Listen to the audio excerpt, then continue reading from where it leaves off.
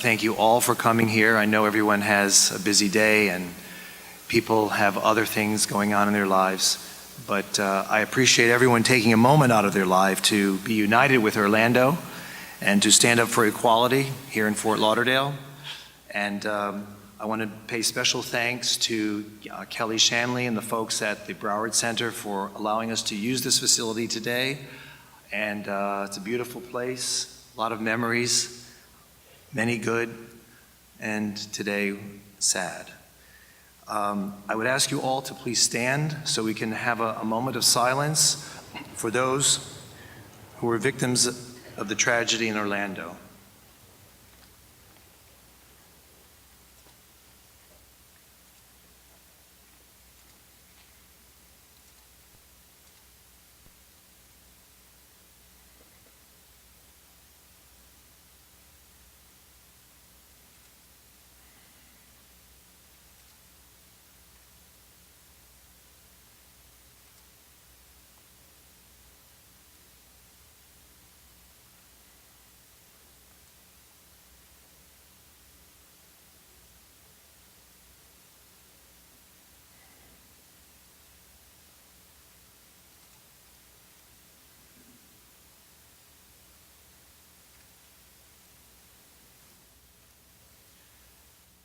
Thank you. Please remain standing. I asked you to have the moment of silence. You probably wonder why it took so long, but that was 49 seconds, each second representing a victim who suffered at the hands of the assailant in Orlando last Sunday. It also represents 49 seconds, which, by the way, the assailant was able to shoot over 300 rounds during that same time frame. So today I would like to begin our program with the presentation of colors by the Fort Lauderdale Police Honor Guard. If you could please step forward.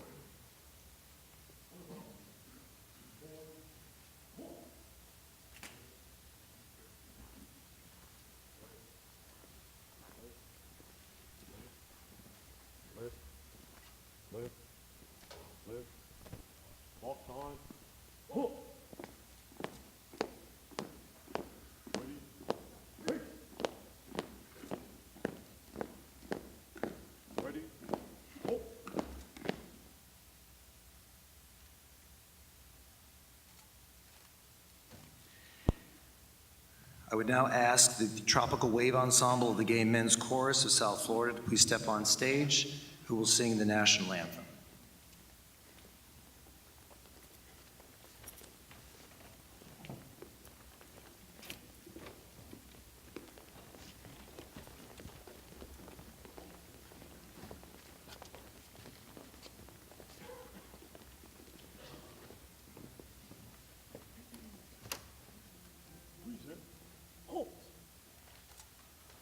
Oh, say can you see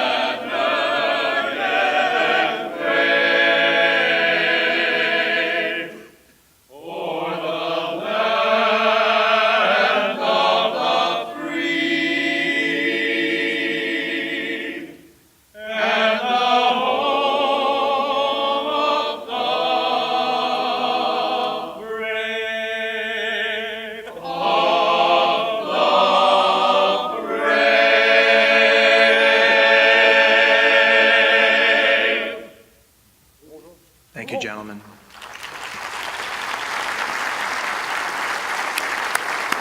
I would now ask Police Chaplain Ron Perkins to please offer us the invocation. Please remain standing.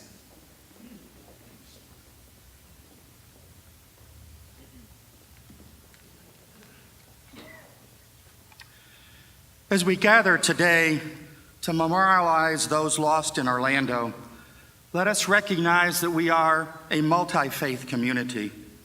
Whether we address our God as Father, Adonai, or Allah, let us remember we share a common belief that our Creator calls us to love, not to hate, to care for our fellow human beings, not to harm, and to honor all life. It matters not the color of your skin, the religion we profess, our nationality or ethnicity, or our sexuality. Today we are in communion with all those lost and injured in Orlando, as well as those law enforcement, fire rescue, and hospital personnel who perform so bravely and professionally in this tragedy. Let us pray. The Lord be with you. Baruch atah Adonai Eloheinu melech haolam, asalum alakum. Eternal Father, we come together today to pray for all our brothers and sisters that were killed or injured, for those who survived the assault, and for all the families impacted by this disaster. We pray that you welcome those lost into your kingdom, heal those injured, and bring your calming presence to the survivors and loved ones. We pray, Father, for the first responders that risk their lives to rescue the hostages and save lives among the wounded. We thank you for the life-giving treatment by physicians, nurses, and hospital personnel in the hours and days that followed. Lord, we pray that you hold them in your hands, bringing them emotional healing. As we recognize you as our Creator and Supreme Being, we ask your blessings upon those gathered here today to participate in our memorial service. Be among us and all those who mourn throughout the world this afternoon.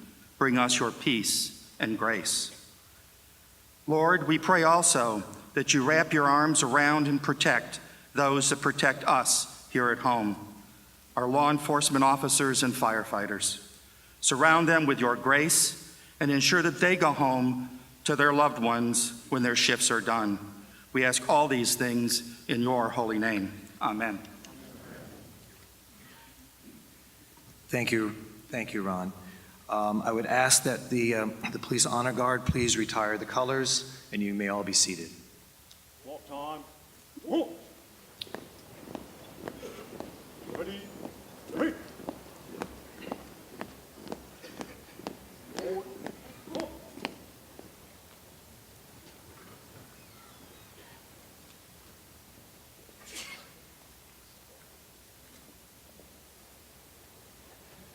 Thank you. You'll notice today that we have the normal American flag, Florida flag, city flag, and we have the rainbow flag. It stands beneath the rest, but certainly equal to all the rest, because those who are represented by the rainbow flag are certainly equal amongst all others. And today we're going to speak about equality, as well as to talk about the memory of those whose lives have been lost.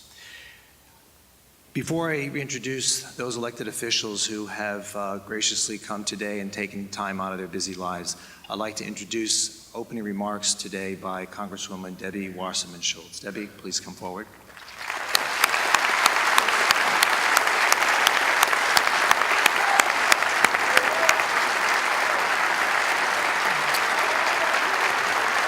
Thank you very much. Thank you. Thank you very much. Thank you.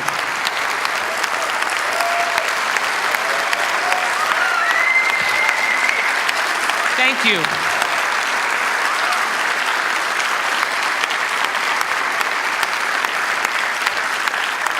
Thank you so much for that. My heart is full this afternoon for so many reasons, not the least of which having the privilege of representing this incredible community in our nation's capital.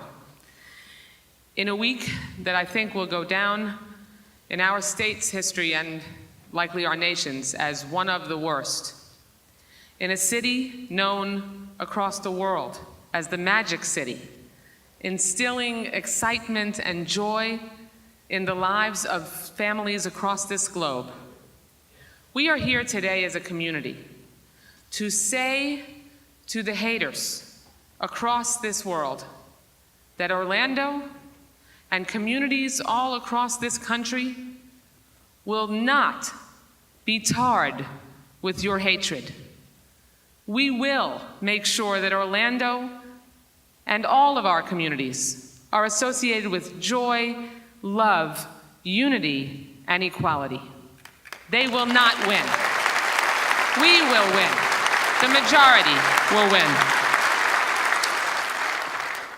Having experienced the worst mass shooting in American history, with 49 precious souls losing their lives and countless family members and friends of theirs that were affected, this week was a week that had a tremendous low, but also saw so many highs for all of us that promote and believe in love, and that love will triumph over hate. Our LGBT nightclubs and pride centers and equality centers and community centers all across this country are supposed to be sanctuaries. They're supposed to be places where you can go and be exactly who you are and feel that safety envelop you. Know that you are among people who you can trust and who you can celebrate who you are.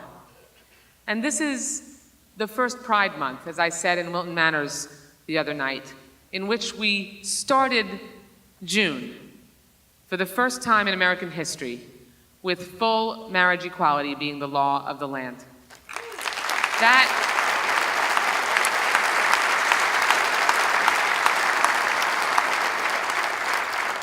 pride, that equality, is what June will remain known for, even while we mark Stonewall and, in the future, Orlando, as occurrences that have happened during this month. I think we all want to continue to underscore how much we appreciate and thank our incredible law enforcement all across our state, but particularly the response of law enforcement in Orlando. They were there in an instant, and with as much violence as there was, their actions really mitigated even more from happening, and even worse. You know, as the last several days have unfolded, many of us have tried to make sure that we were respectful and cognizant of the fact that a tragedy has occurred. But also, so many of us have said thoughts and prayers are not enough. Many of us stood on the House floor this week and said, an AR-15 should not be something that anyone in America should be able to get access to. And they should not be able to commit the carnage that happened on Sunday with a weapon of mass destruction, which is what an AR-15 and semi-automatic and automatic weapons are, exactly what they are. We will stand and make sure that this year, we make this happen. The 71% of Americans believe in an assault weapon ban. We will prevail. And I'm so proud of my colleagues in the Senate, led by Chris Murphy, for that filibuster of 15 hours. Because we will not continue to just think and pray after every one of these tragedies happen. Lastly, I want to point out two things. One is that another tragic thing happened this week, an element of discrimination that we were reminded about, because in the wake of this tragedy, so many gay men rushed to bloodmobiles and blood banks to be able to do whatever they could to help, and were turned away because of a ridiculous discriminatory ban that, instead of using a risk-based assessment, just uses a blanket assessment based on one gender's behavior. that is unacceptable. And Sunday night, hours after this happened, I was able to get Commissioner Califf of the FDA on the phone and told him they needed to move as quickly as they could and expedite a risk-based assessment so that you can give blood based on your risk, not based on who you love.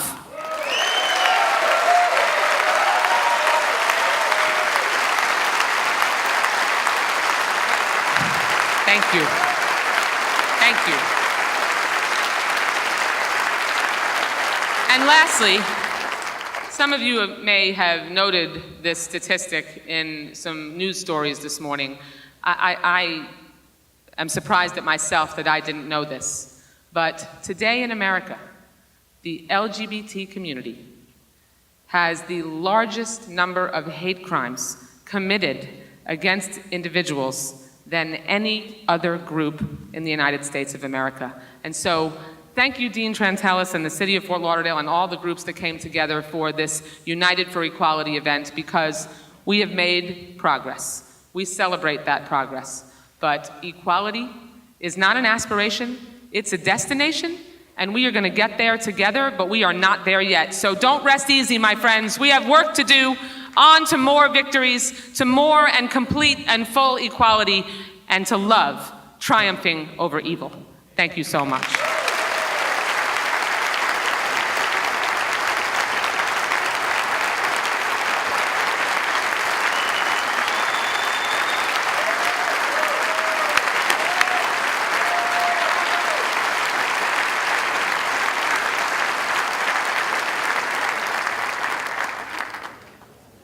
Thank you, Debbie.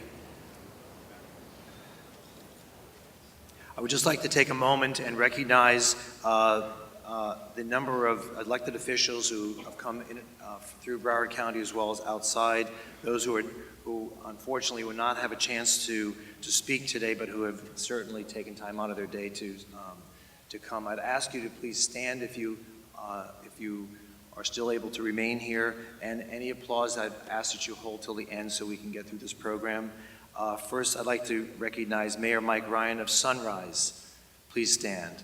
Mayor Jack Brady of North Lauderdale, Mayor Tim Lonergan of Oakland Park, Vice Mayor Richard Rosenweig of Deerfield Beach, Commissioner Tracy Kellari of Hollywood, Commissioner Patricia Hawkins Williams of Lauderdale Lakes, Commissioner Darlene Riggs of Miramar, Commissioner Jerry Graziosi of North Lauderdale, Commissioner Angelo Castillo of Pembroke Pines, Commissioner Jim Norton of Weston, Commissioners Justin Flippin and Tom Green of Wilton Manors, Commissioner Buzz Oldacre of Lauderdale by the Sea, County Commissioners Tim Ryan and Dale Holness, and as well as Chip LaMarca. School Board Member Heather Brinkworth, Judge Peter Weinstein, Judge Matt Destry. We have representatives from various offices such as from Congressman Alcee Hastings and representatives from Senator Nelson's office. Others who are here today, State Representative Gwendolyn Clark-Reed and Hazel Rogers. Representatives from Senator Eleanor Sobel's office, Representative Bobby DuBose, thank you, Bobby. Representative Kristen Jacobs, thank you, Kristen. And former Senator Jim Scott, thank you, Jim. Thank you, everyone, for being here today. Please, a big round of applause for all those.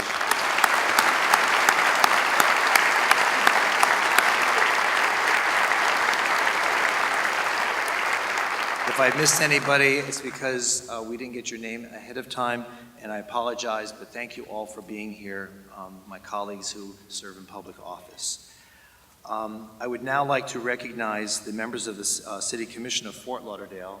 I know Commissioner McKenzie had to leave. I'm not sure if he's still here. Are we still okay?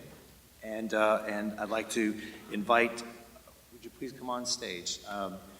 Mayor Jack Seiler, Commissioner Bruce Roberts, Robert McKenzie, and Romney Rogers. Thank you all, gentlemen, and I'd like to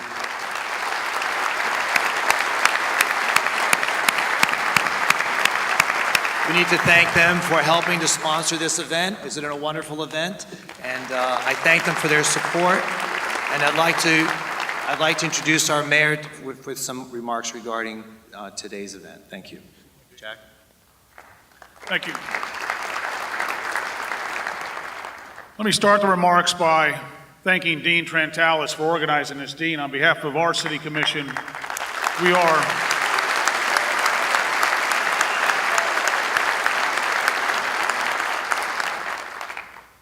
we stand with you, we stand with Orlando, we stand with the LGBT community.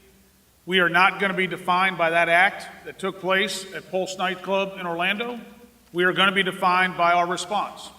And I think it is so important that we as a community come together the way we have today. You look out here in this weather, terrible weather outside, and you look in this room and you see people from all backgrounds, all walks of life, all parts of our community coming together to say we will not allow a crazy individual to define who we are as Floridians, who we are as South Floridians, or who we are as members of our human race. We are going to be defined, though, by your faces. We are going to be defined by your responses. We're going to be defined by the first responders. And I want to take this opportunity as I look over and I see our assistant fire chief and I see some of our police. How about a round of applause for our first responders?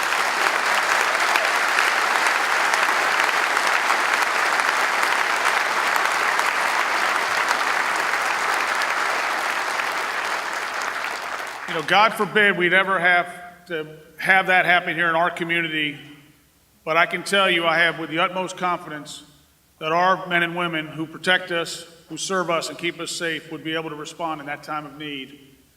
And I hope that those in Orlando that had to respond in that manner aren't scarred by that forever, because they had to come into a scene that was just utter mayhem, utter chaos.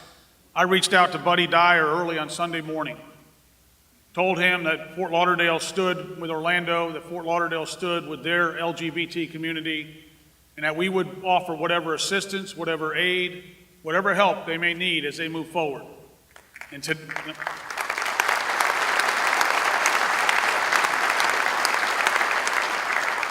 by what Wilton Manors did Sunday night with their vigil, incredibly moving to step forward and host that vigil. By what you're doing today, by what we have done with the blood banks throughout this whole week, and you saw it out there today, we will continue to make sure we have sufficient blood supply to handle this catastrophe and future tragedies. But I just want you all to leave here today knowing that you have now defined us. You have defined Fort Lauderdale, and together you have defined Orlando and the LGBT community, and that response is very positive and very powerful. God bless you all.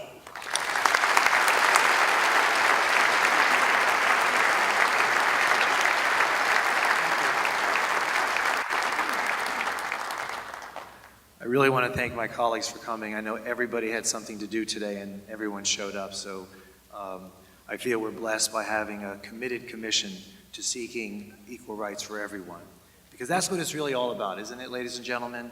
Equal rights, no hate, no one is a victim in society. It's about who we share our love with. It's about who we seek to protect. It's about knowing that there's no person in this society that will be denigrated by another person. If I want to go sit at a lunch counter, I don't want them telling me I can't be served. If I want to go to a florist shop, I don't want them to tell me that none for you today, sir. This is not America, and we should not stand for that.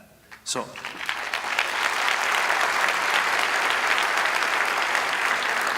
and the reason why I bring that up is because those who understand others to be less than equal in society think that they're targets and that the rest of society will find it okay that if they're the victims, that they themselves will be honored instead of vilified.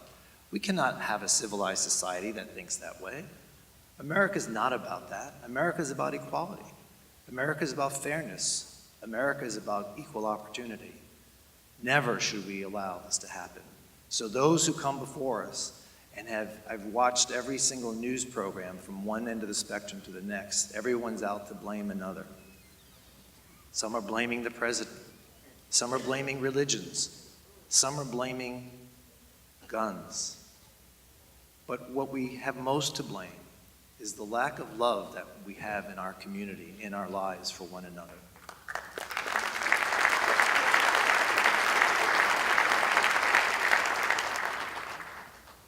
So today, the program is about love, because love always wins. And today, exactly. And today is about standing with the folks in Orlando, but Orlando could have been Fort Lauderdale. Orlando could have been Jacksonville. There is no one place where hate exists in America. So today, I hope we leave this program knowing that when we step out this door, hopefully we don't get wet. That we're going to love one another even more than we did in the past. With having said that, I would like to now introduce, I'm very, very flattered that so many people have been able to take time out of their day. I know it's been last minute, but you know you can't plan for these things. I'd like to introduce Congresswoman Lois Franco. Lois.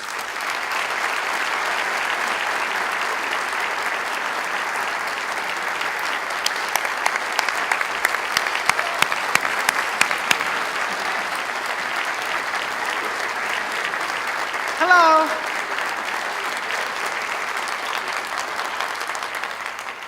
I always say these podiums are made for much taller people. I do have a body, not just a head. Here's that. Dean, thank you. It is great to be here, always back in South Florida, and to see so many public and private leaders here. It's great. Mayor Sila is a great leader, and you heard Debbie Wasserman-Schultz, and I'm going to tell you, because I work with her every single day, and I'm going to tell you right now, Debbie Wasserman-Schultz is one of the great leaders of this country.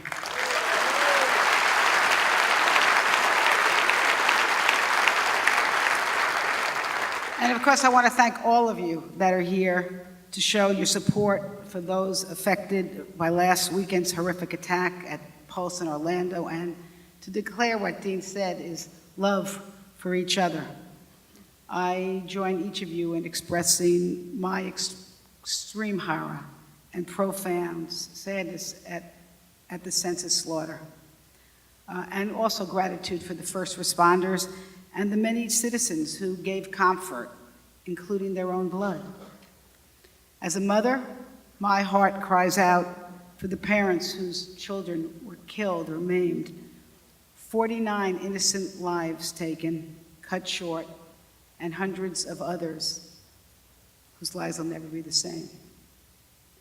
It was especially emotional that this violent act took place during LGBT Pride Month in a nightclub where people go to feel safe, to enjoy life, to be true to themselves.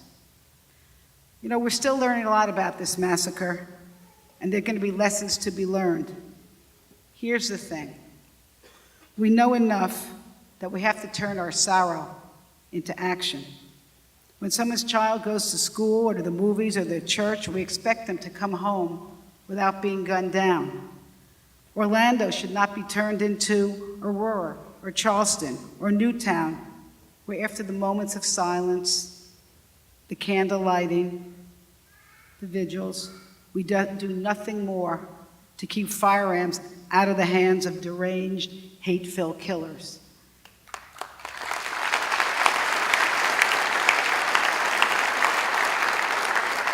And Dean, I know you just want us to talk about love, but here's something that I have to say before I leave, and that is, it is time for the United States Congress to do its job before we have to say prayers for other innocent victims of gun violence. And this is not about taking away guns from responsible gun owners, the people who like to hunt and sport and, of course, protect themselves, or throwing out the Second Amendment of the Constitution. There are two common sense bills that are awaiting our action when we get back to Washington next week. One would give authorities more discretion to keep deadly weapons out of the hands of would-be terrorists.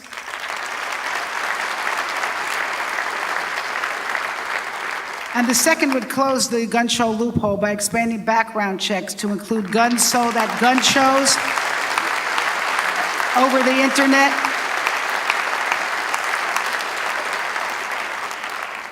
Look, these are not the sole answers to stopping gun violence, nor will the passage stop all gun violence, but it will mean less parents holding funerals for their children.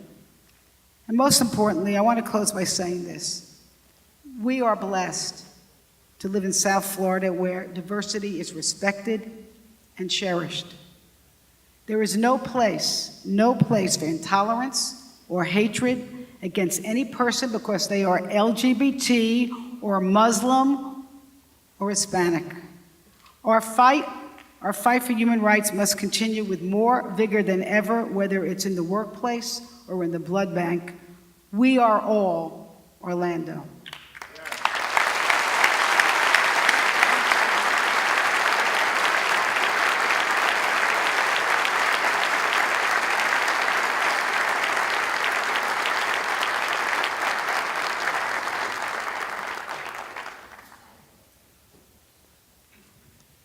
Thank you, Lois. Lois made special mention of gun shows. Fort Lauderdale, of course, is known for its gun shows. We've got to do something about that, right?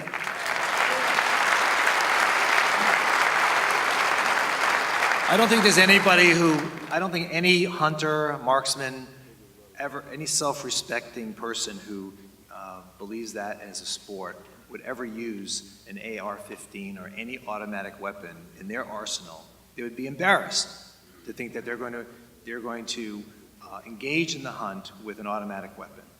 There's one reason these weapons were invented: to kill people, and to kill lots of them, and kill them quickly. Is that what we're about in America? No. Say it. No. So why do we accept it?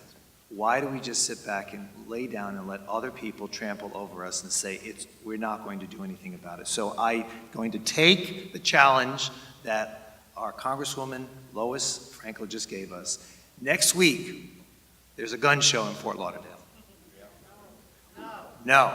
Let's see what we can do to limit it, make sure that any weapons that are sold are not automatic weapons, and any weapons that are sold are to people who have had a background check. Why is that so difficult to ask?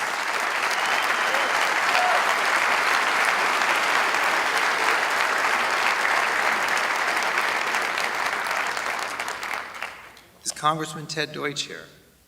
Not yet. He's been trafficked, so if anyone sees him, let me know. So right now, I'd like to introduce, let's just get a little entertainment here. I'd like to introduce the cast of Opera Fusion's Not in My Town. This is they're going to perform the courtroom scene with Sarah Helen Land as Judy Shepard, John Whittlesley as Dennis Shepard, and Gordon Roberts will be on the piano. This is a play regarding Matthew Shepard.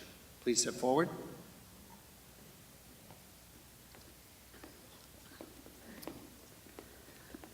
Good afternoon. My name is Leah Brown. I'm the senior pastor at Metropolitan Community Church of the Palm Beaches in Palm Beach Gardens, just north of West Palm Beach, and I'm very honored to be here today. We're proud to serve with our sister congregation here in Fort Lauderdale, Sunshine Cathedral, and I'm honored to be here today with my colleague, Reverend Dr. Robert Griffin, who is the executive minister at Sunshine Cathedral, who you'll be hearing from in just a moment. We're very blessed at MCC of the Palm Beaches that Javier Garcia, who is the president of Opera Fusion, is a member of our congregation, and we're proud to be supporting this production of Opera Fusion called Not in My Town. And Not in My Town is the story, it's based on the story of Matthew Shepard, who you may recall in 1998 was beaten and hung on a fence in Laramie, Wyoming, and left to die for being gay. And the people of Laramie, like the people of Orlando, like the people of Fort Lauderdale, gathered to grieve and then to choose purpose and life. And that's what this opera is about. Romaine Patterson is the best friend of Matthew Shepard. And she is in Fort Lauderdale for the performance that's happening this evening. And you might recall, she created something called Angel Action to block the protesters from Westboro Baptist Church who showed up at Matthew's funeral. Members of Westboro Baptist Church are at this moment in Orlando to protest the funerals of those who are killed. Romaine will be at the performance this evening, and in just a moment you're going to be seeing a scene from a few of the performers from Not in My Town. And I'm proud, of course, to introduce my wife, Sarah Helen Land, who's playing Judy Shepard, and also John Whittlesey, who is playing the father of Matthew. And Gordon Roberts will be on the piano. He is the maestro and will be conducting the orchestra for the singers tonight. And we're very grateful to Sunshine Cathedral that is hosting this event this evening at 8 o'clock.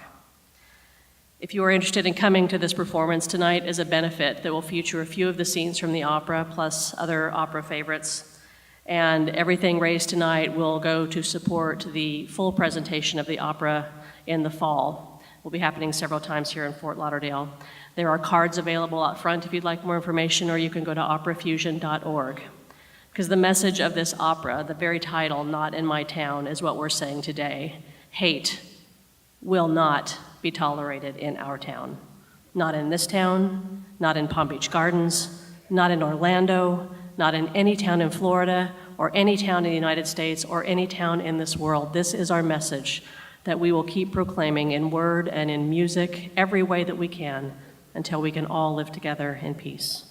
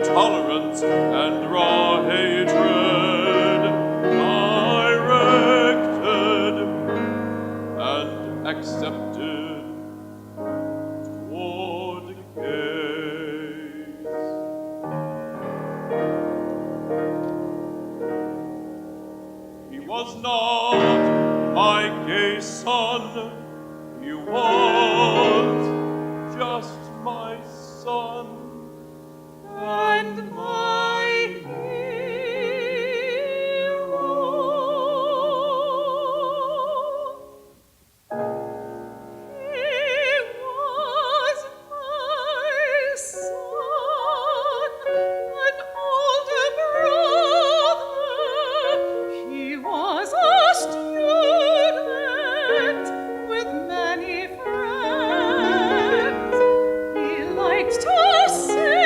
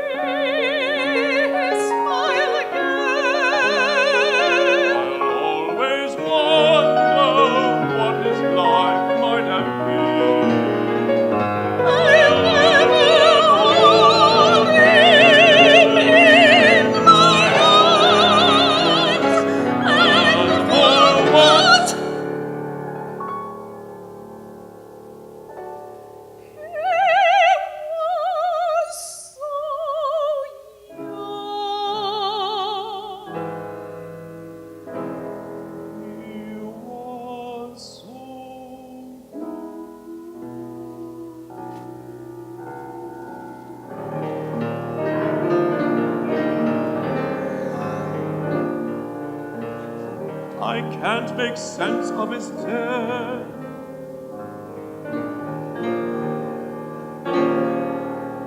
Mr. McKinney, Mr. Henderson, you've robbed me and all of the people that he touched of something very special,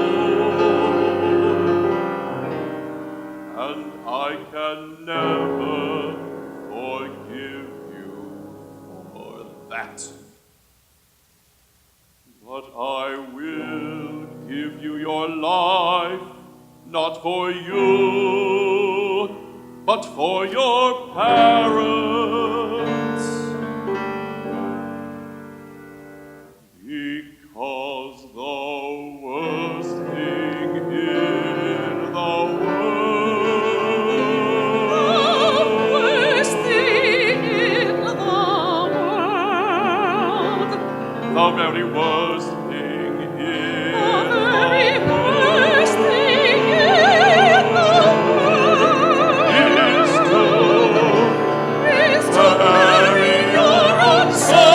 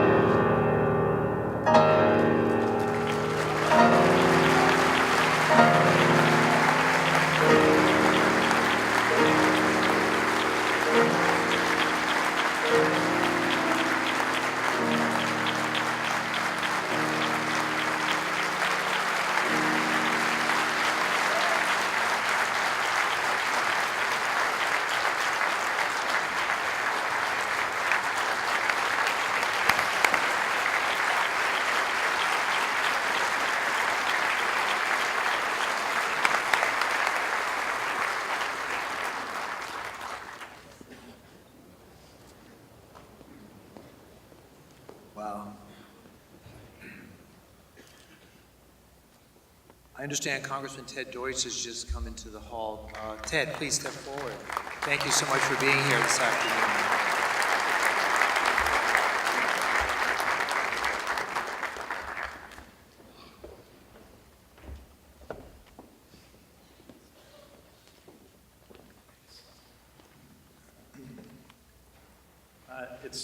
It's really an honor for me to be here, and that was incredibly powerful.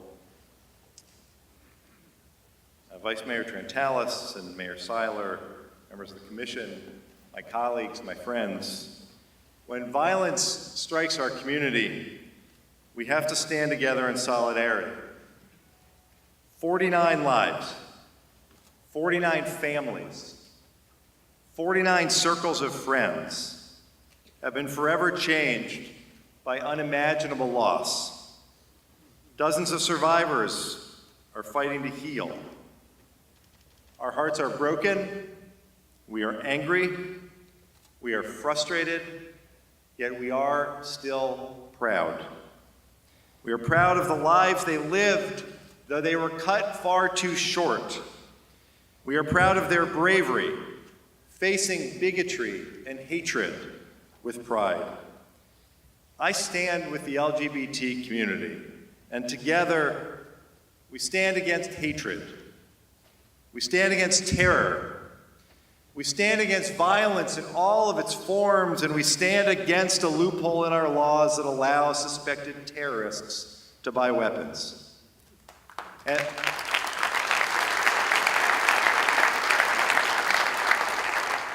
we stand for love. The violence at Pulse is now part of a dark history of hatred against this community. But our LGBT brothers and sisters have risen up again and again and again, always responding with pride. After Compton's in San Francisco, pride. After Stonewall, pride. After the Upstairs Lounge in New Orleans, pride. after countless other acts of bigotry and hatred, always pride. Today we remember the victims of an act of terror, an act of cowardice, and an act of hate. We remember their lives, we remember their joy, and we remember their love. And today we will vow to turn these moments of silence into moments of action. On this Pride Month, 47 years after Stonewall, 38 years after Harvey Milk's assassination, 18 years after Matthew Shepard's horrific death, and 7 years after the passage of the Matthew Shepard and James Byrd Jr. Hate Crimes Prevention Act, and 1 year after marriage equality, I vow to stand with you and fight on.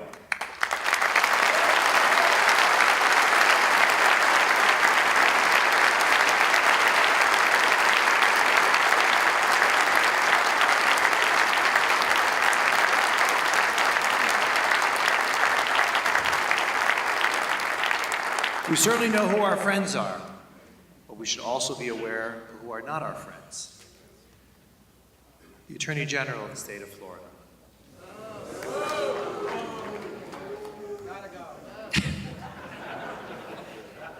Just can't believe it, can you, sometimes, right? I want to just also recognize two individuals who've come into the auditorium today, Circuit Court Judge Cal Evans and County Court Judge Robert Lee. Thank you for coming here this afternoon.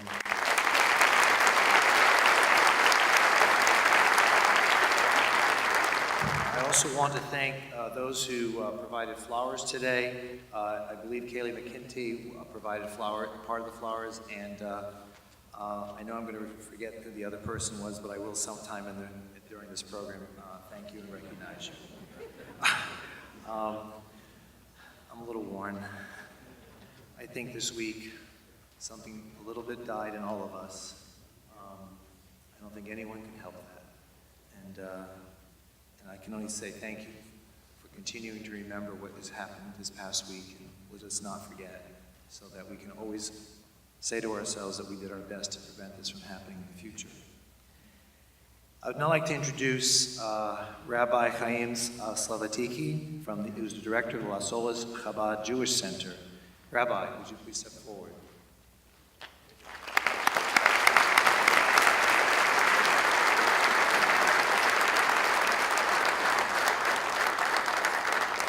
I know I killed your name.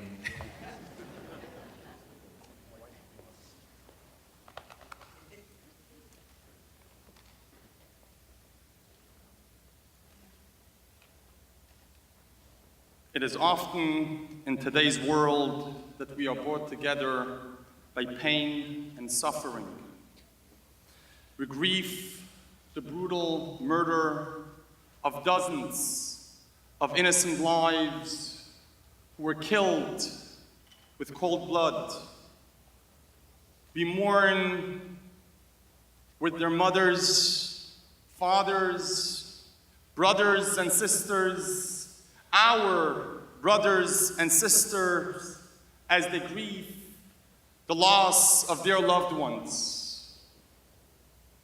An attack on any community, an attack on any people, wherever it may not be, is an attack on every single one of us.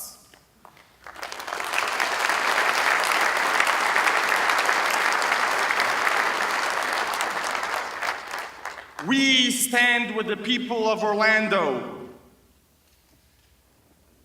Today, my friends, we grieve, we mourn, we cry with the victims and their families. We are angry. Many of us are scared. But the question today, the question that many of us are asking for a very long time, is how do we destroy evil? How do we fight terror? Tomorrow, next week, next month. What is our answer to people like Omar and Martine, who wake up every morning and go to sleep at night thinking, how can I destroy another community? How can I tear another family apart? How can I kill and take another innocent life? But people like us who believe and know that every human being is created by the image of God. What is our answer to darkness? What is our answer to evil, to terror?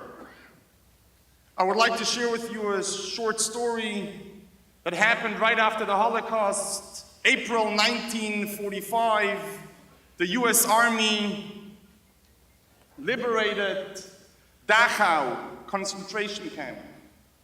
And we all know many of the survivors died the first couple of days after they were liberated from overeating.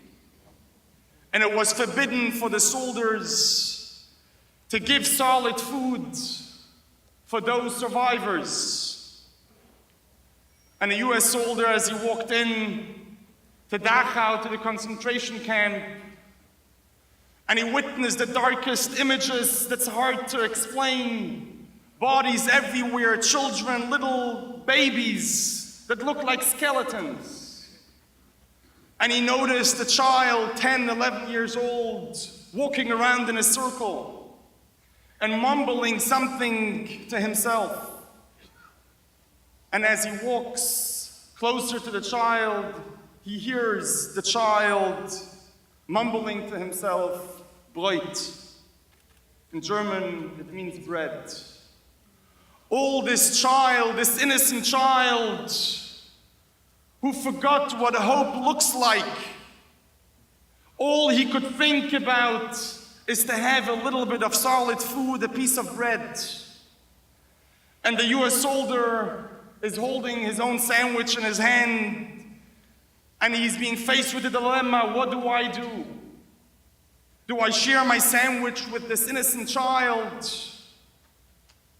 Or I'm not allowed to. It might hurt the child. And then he pinched himself and he realized, instead of me thinking what I can't do, what I can't offer this child, let me think, what do I have that I could offer this 11-year-old child? And he thinks to himself, an 11-year-old child who lost his father, his mother, his brothers, his sisters. He forgot what a hug, a touch, a little bit of love, a little bit of hope feels like. A hug from his mother, from his father. What can I offer this child? And he says, there's one thing that I could offer this child that I have, and this is love. He walked over to the child, he opened up his arms, and he hugged that child. He cried with the child. All his emotions, his anger, he expressed through this love. And he hugged the child for 30 seconds, 40 seconds, a minute. And then he lifts up his eyes and he sees there's a line of 40 children waiting in line to get a hug. Waiting in line to feel what a touch of hope feels like.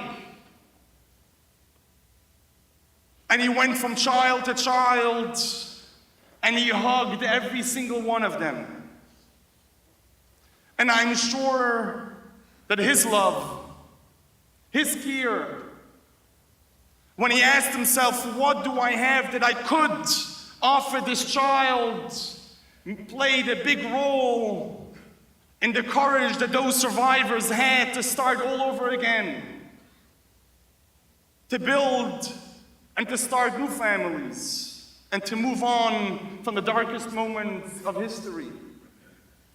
My friends, this is the answer to our question. How do we fight darkness? How do we fight evil? How do we fight terror? We fight hate with love.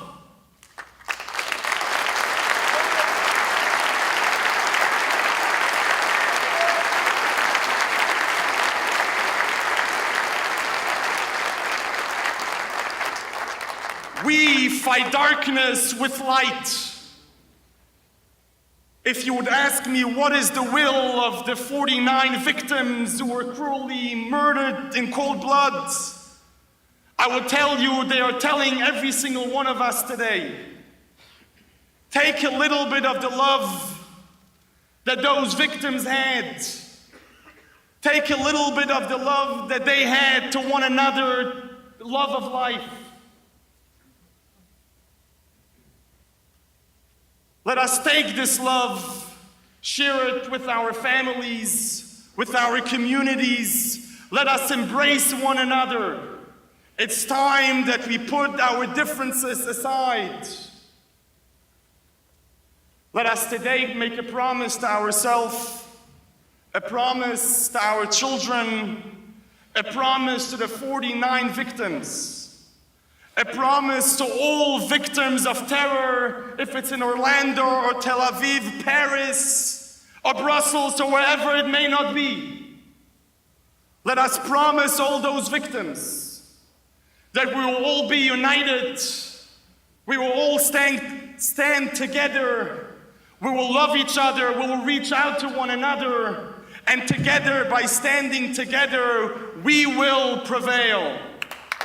Amen and l'chaim.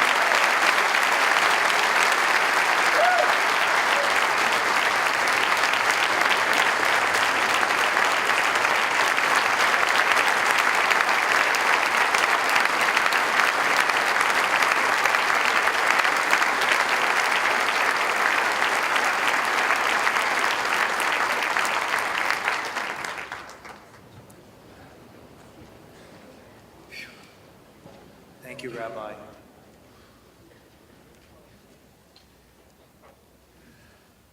I'd like to take this moment to once again recognize our first responders, our law enforcement, those who who put their lives on the line every day, who stand between us and terror, and who try to bring stability and peace between us and those who hate us.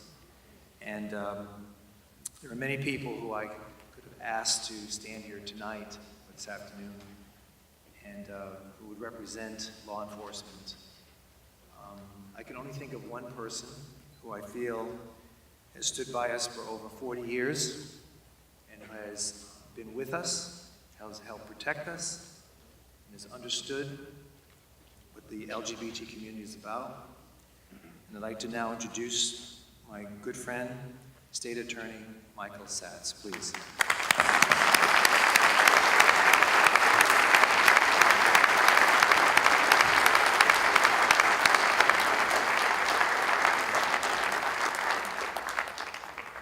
Good afternoon. It's an honor to speak this afternoon. The rabbi is right. Love will defeat hate, and light will defeat darkness. But it's not here yet. We have seen evil raise its ugly head once again. Innocent people having a good time were terrorized and destroyed. The mayor mentioned the response. What's the response? What is it yesterday? What is it today? And more importantly, what's it going to be in the future? We all got together and stand together, and everybody in this room feels that way. And there's a lot of other people in Orlando and other cities that feel the same way. As Dean mentioned, the law enforcement, the first responders, the doctors, the nurses that helped those poor victims. 49 people were destroyed, 53 other people were injured. And some of those injured people that were in the Pulse nightclub They didn't run away. They stayed. And they helped. Even though they were wounded, they helped with other people. There's some real heroes in this. Not only our law enforcement and our firefighters, but the doctors and nurses, even the victims, are real heroes. How are we going to respond? You know, at one time, assault rifles, assault weapons, were outlawed in the United States. You couldn't buy one. They let that law sunset. Okay? It's no longer the law of the land that you can't own an assault rifle. You can own an assault rifle. But why do we let people like this deranged, hateful person obtain a weapon like that and terrorize all those people who were doing nothing but trying to live their lives and have a good time? We have to do something about that. You know, I attend meetings, a lot of people in this room attend meetings, and we're here today. When we leave today, we have to make sure that Congress does something to prevent people who have hate from getting these type of weapons.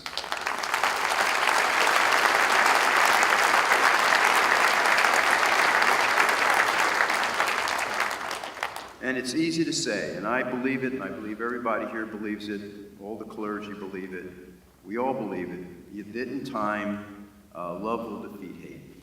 But until love does defeat hate, we have to do something to make sure there are no more victims of people who have such hate. This man was deranged. He hated everybody. And yet, what did he have? An assault rifle. And how much ammunition did he have? I mean, to kill 49 people and wound 53 others in that time frame. Can you imagine the ammunition that he had? So look, until love defeats hate, this is what we have to do. If you hear something, if you see something, if somebody tells you about something, if you have suspicion about something, if you feel something, you have to tell law enforcement. You know, the military and the police, the FBI, the CIA, they're not going to be able to protect all of us all the time. We have to be vigilant, continually vigilant. We can't let this happen again in this country. We have to take action, not just come to meetings. You have to take action. You know, here's what President Obama said about hate. He said, you can break up the world into us versus them and denigrate groups because of color of skin or their faith or their sexual orientation and not feed something very dangerous in this world. He's absolutely right. And as one doctor said, one of the treating physicians in Orlando said, after the worst of humanity reared its head, the best of humanity came roaring back. We must stand together, we must be vigilant, we must be strong. All of us must come roaring back. Thank you very much.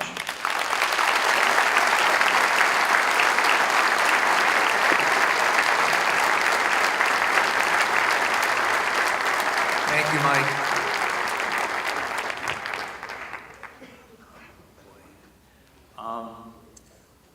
I was in Israel a couple of weeks ago, so I was trying to bone up on my Hebrew accent. I know I'm going to kill this name too.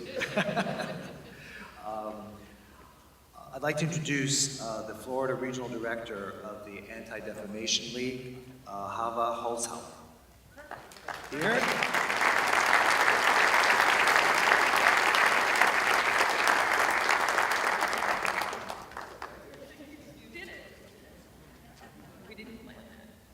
Wow. Thank you, Equality Florida. Thank you to the City of Fort Lauderdale. It's hard for me to see who is where right now, but I'm also very honored to be here and speaking with you today. And thank really all of you for taking the time to be present here as we come together as one united force, sending a stronger message than any individual or any group could do while standing alone. Just yesterday was the one-year anniversary of the hate-motivated mass murder of African-American churchgoers in Charleston, just yesterday. And today, we come together in the aftermath of yet another massive and seemingly insurmountable hate-inspired tragedy.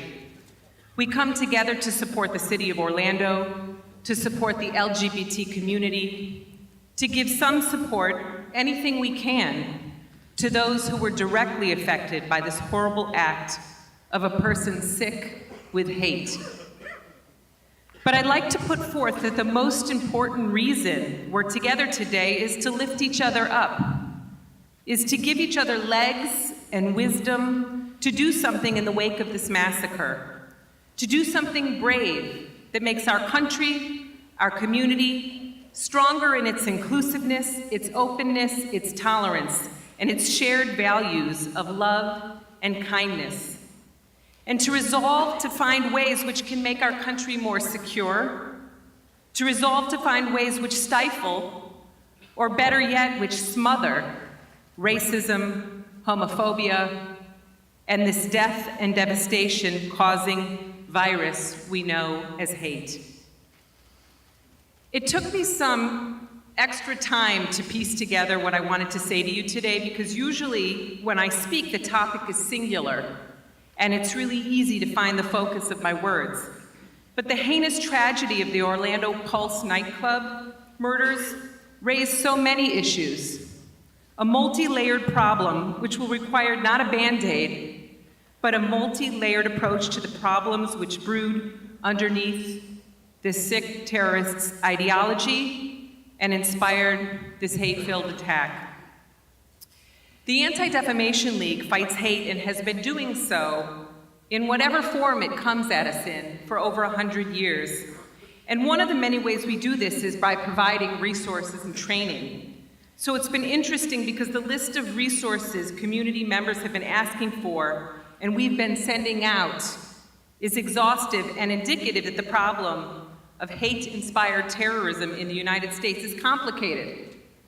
Some of the questions: how to be an ally for the LGBT community, how to teach children to be allies and to stand up, how to strengthen our hate crime laws. As we know, Florida doesn't include gender or gender identity yet. Strengthening hate crime awareness for members of law enforcement, providing institutional security trainings so our gathering places are better fortified against attack. The rise of Islamic ISIS-inspired extremism and radicalization from the internet, how we fight domestic extremism and keep our country safer and free. This is a complicated, multi-layered issue. But complicated can't make us stop looking for a better way. It can't make us give up or become numb. We must tackle complicated. Be brave and take brave stands for ourselves, for our families, for our children and grandchildren, and for the families of the Orlando victims. I was recently asked, related to my work at the Anti-Defamation League, what about our work with the LGBT community made me most proud? And I am very proud of our work. But what makes me most proud is the learning that has gone on in my own home, is how my children, I have 4 teenage children, cannot fathom why anyone would target the hate of a member of the LGBT community. The idea, and let's not forget that intentional violence starts first with ideology, but the idea that someone's sexual orientation or identity makes them stand out as different or strange, or even worse, that their life is of any less value, is completely foreign to my children. And this I am proud of.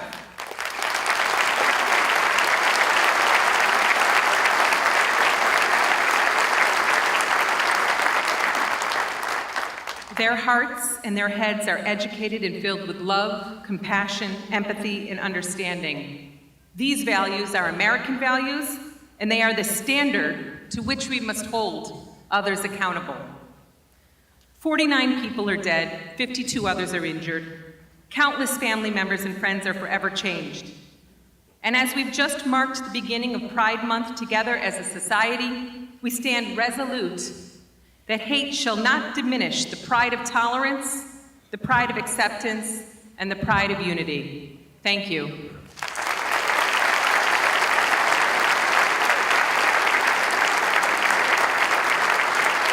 Thank you so much, I had mentioned earlier that I was in Israel a couple of weeks ago, and it happened to be the celebration of their gay pride in Israel, and it took place in Tel Aviv.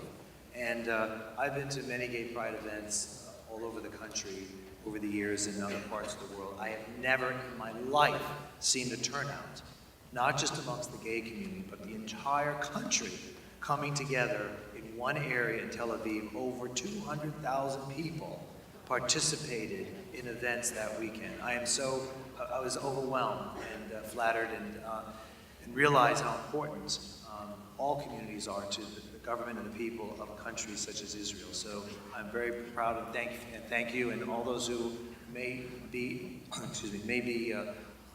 citizens of that country. I thank you for all that you do. I'm also very thankful for the fact that those that represent us truly stand up for us. And we've heard public officials speak this afternoon, and I'm so thankful Debbie Washman-Schultz was able to come, and Lois Franco was able to come, and I'm very, very thankful also that Ted Deutsch was able to come, representing our congressional staff. But also, in Congress, we have another champion, and I have to say that I've been so proud to see the way he has risen over the last few years in his role as congressman. And today he's running as U.S. Senate candidate for the state of Florida. And I applaud his ultimate success, and I'd like to introduce you to him right now for a few words, U.S. Representative Patrick Murphy.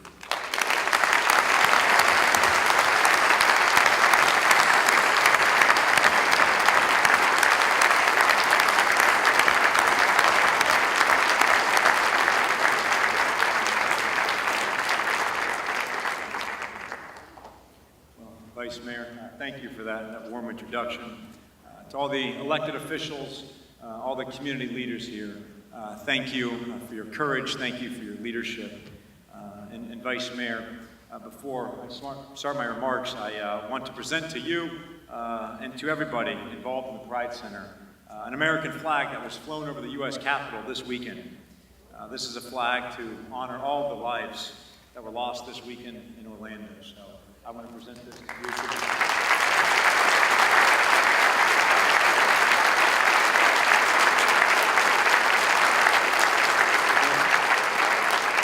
There's a certificate that comes with it, the flag of the United States of America. This is to certify that the accompanying flag was flown over the United States Capitol on June 11th at the request of us. So please fly it to remember everybody. Thank you.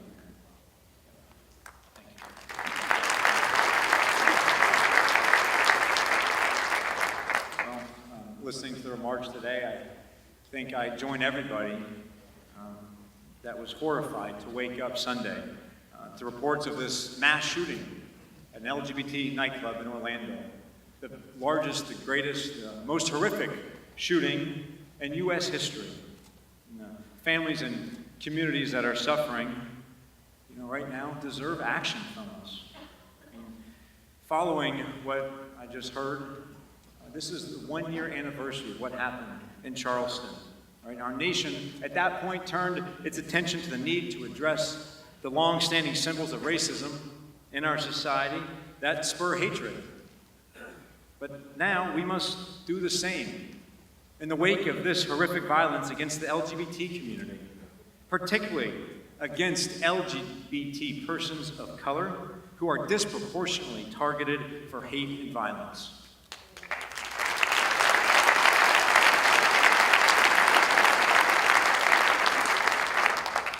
As our community is coming together to heal following this massacre, we must fight harder to protect all Americans by, number one, enacting federal anti-discrimination laws and more aggressively prosecuting hate crimes across this country.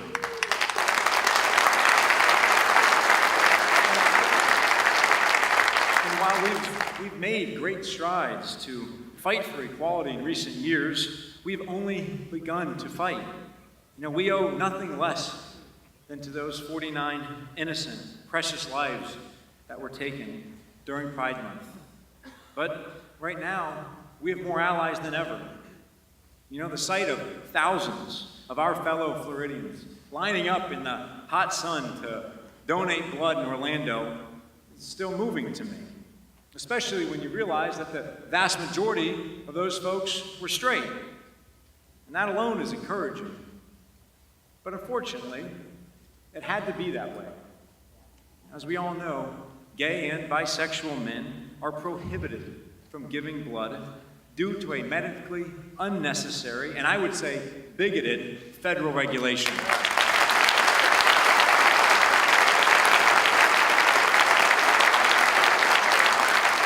It is beyond time that the FDA lift this discriminatory ban. And it should not be harder for a gay man to donate blood to his friends in the hospital than it is for the terrorists who bought the guns that put those folks in this position.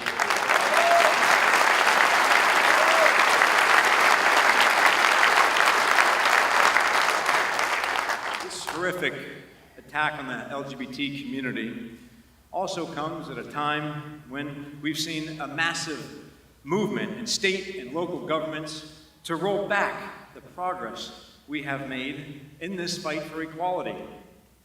I'm talking about the state officials who care more about transgender access to public facilities than they do about the epidemic of trans violence, and murder, particularly targeting trans women of color. Why do they care more about this, bigoted county clerk who won't do her job, or who should be able to buy a wedding cake, than they do about the fact that in 29 states, including Florida, our LGBT friends and neighbors can still be fired for jobs just because of who they are.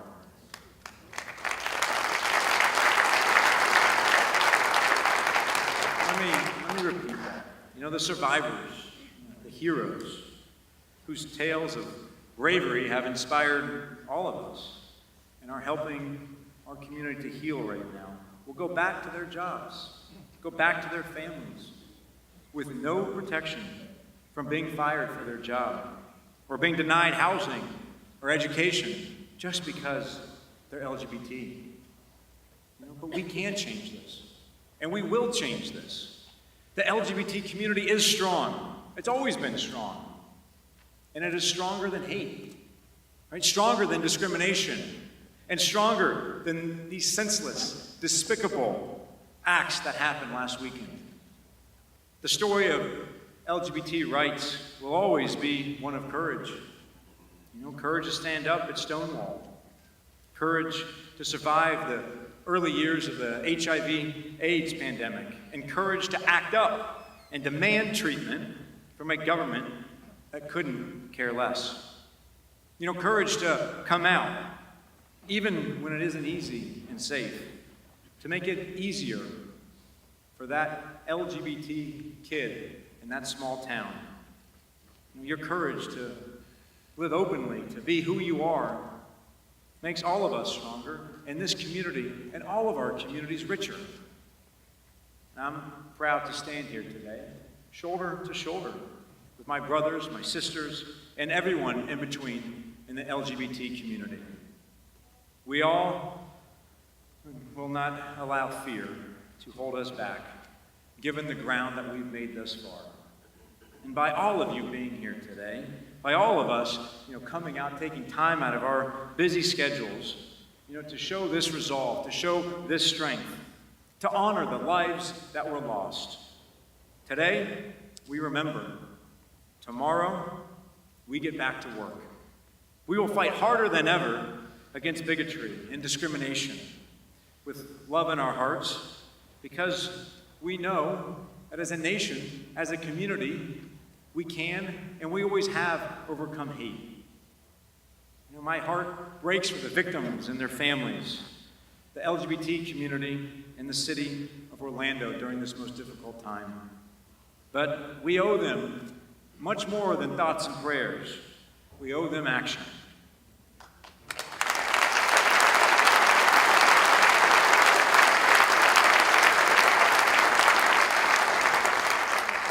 And I promise I will continue working side by side with community leaders that are here, fellow members of Congress like Congressman Deutsch and Frankel and Debbie Wasserman Schultz and others in this community, working together to make sure that we protect all Americans from discrimination and acts of violence. Our community will rise again. It will be stronger than ever, and we are ready to get to work in Washington. God bless. Thank you.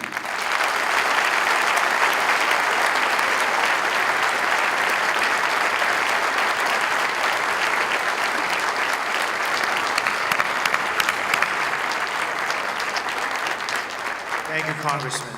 Very beautiful words. A little commotion. Now I'd just like to take a moment and introduce to everyone the Gay Men's Chorus of South Florida. This is not just the Tropical Wave group that you just heard, but the Gay Men's Chorus of South Florida is one of the region's, come on up guys, largest and most successful community-based choruses. Each year it performs in front of more than 5,000 people who have heard its message of love and inclusion.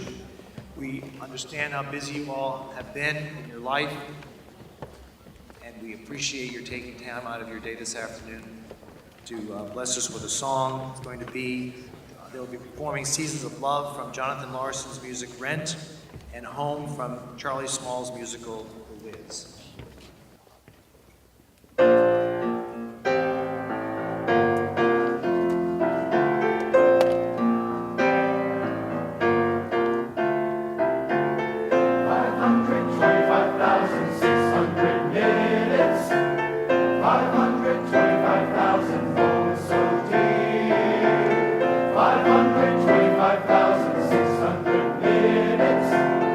How do you measure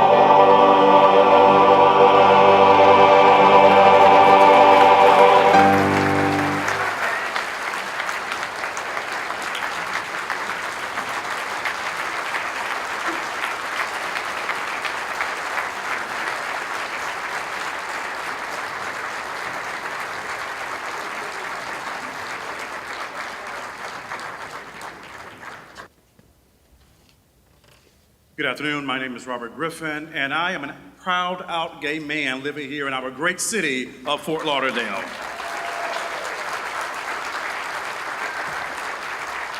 Singing behind the gay men chorus of South Florida reminds me of being back in my Baptist church. The choir sings and then the preacher preaches. But I promise not to hold you too long. As the news came in that a shooter had opened fire in Pulse, a gay nightclub in Orlando, a sense of deep sadness invaded what I normally experience as my Sunday morning joy. At the Sunshine Cathedral, we open our time of worship with, "This is the day our God has made, and let us rejoice and be glad in it." Though in that moment of hearing the news, I honestly felt my joy slip away. I realized that this was not going to be a typical Sunday morning, and what was to follow would not be a typical day nor week.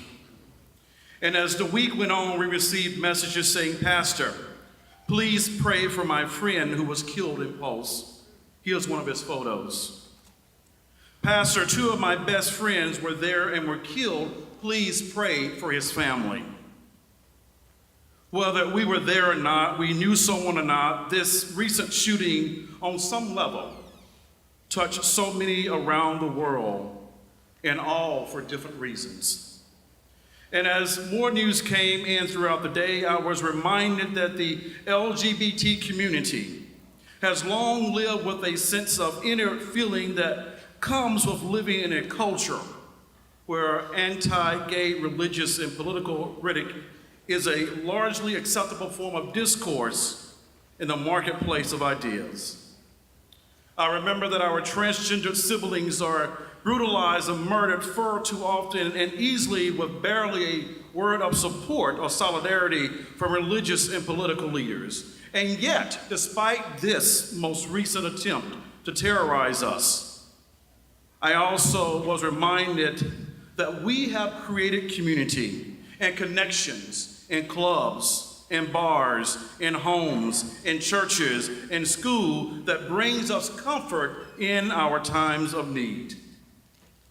We have worked hard to claim our identities and humanity within earshot of the many people who would deny our worth and dignity with words that would wound and literally kill. On one side of me asks, why are we shocked that this happened? The saddest part of this situation is that the fact that we have been here before. Sandy Hook Elementary School, San Bernardino, Fort Hood, the Washington, D.C. Navy Yard, Emmanuel African Methodist Episcopal Church in downtown Charleston, South Carolina, just to name a few. And following the shooting in the Charleston area, the South Sunshine Cathedral here in Fort Lauderdale pursued training on the active shooter program. And I want to publicly thank Detective Cornelio Colon Jr. of the Fort Lauderdale Police Department and his superiors for making him and the resources that he shared with our staff and key leaders available to us. And I want to say now, as an advocate of the Active Shooters Program, that if you are an organization of any sort that can benefit from this training, please do so. Because one of the most important pieces of information I took away from that training was, it is not a matter of if a shooting will happen and knowing what to do. It is a matter of when a shooting occurs and knowing what to do. In churches, school, and public places, and sadly, yes, even in our holy ground that we know as the bar.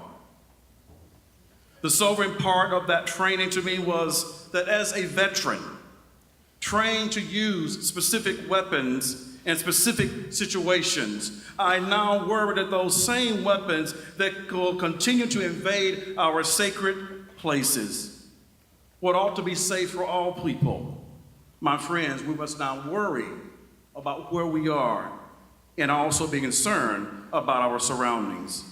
And I'm challenging us, my friends, by saying that we must do something. Yes, we must pray. Prayer is, in situations like these, is about finding our inner strength to come on us and to find the will to do what we're called to do in the face of such tragedies that took place in Orlando. Holding visuals is our public witness to our local community and to the world that we will not live our lives in fear. And yet, my friends, we're called to do more. Many watched as the filibuster took place on our nation's capital this past week, and we will wait and see what, if anything, comes of that. But here is what I believe, and I want to address this to all our elected officials here today. You can do more. Being the great destination city and area that we are and that you lead, I encourage you to pass ordinance to work with us that we can find ways to restrict these weapons of mass destruction from our community.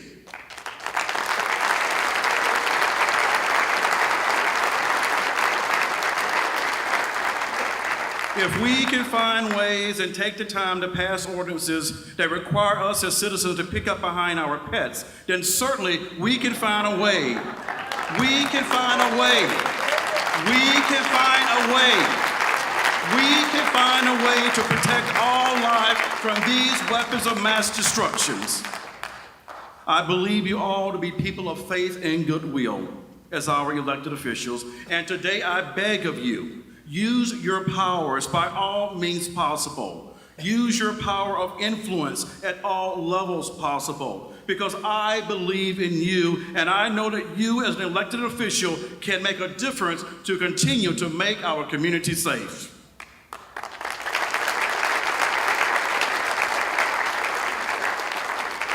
I recently read an article that said we should rejoice because now there are 49 fewer homosexuals and one of those in Orlando that are dead. And I read another article that said, I will pray for them because I can assure you that God will not be found in such a dark place. Here's what I believe. I believe that before the first person fell from the shooter's gun, God was there. I believe that before the first person fell from the shooter's gun, God shed the first tear.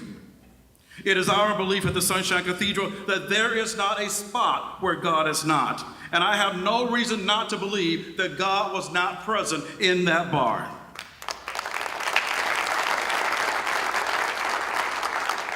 Because I believe that wherever we are, God is.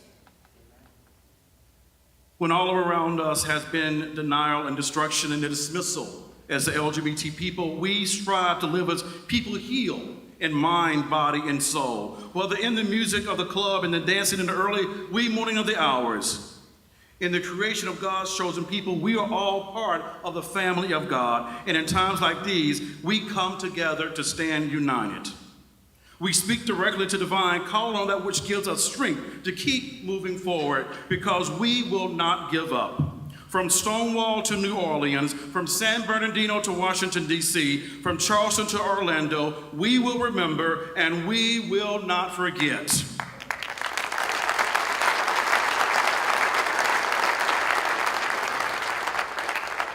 Those voices were friends and family. Those voices were old and young. Those voices were gay and straight together. There was a voice of someone's mother that was shot. Those voices were someone's best friend, boyfriend, girlfriend. Those voices was husbands who died together. Those voices were engaged to be married who died together. We cannot let their voices go silent. We must be the ones who will speak up for them now because they no longer can. We must become the advocates that will speak out and call for justice because we are God's best opportunity at making a difference in this world. What God does for us, God does through us. The battle is not over. The victory is not yet to be declared because our work for justice must continue. God bless you. God bless our nation.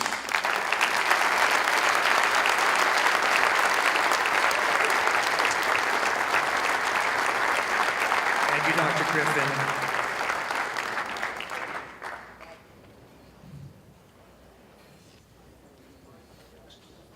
Thank you for being patient. We appreciate everyone who's come here today. But believe it or not, there are still a few more people whose words we still need to hear. And at this point, I'd like to bring forward to the stage an individual who represents Emerge USA, a nonprofit organization that seeks to engage, educate, and empower Muslim, South Asian, and Arab American communities in the United States. I'd like to introduce Tamara Ayung, Government Affairs Director for Emerge USA.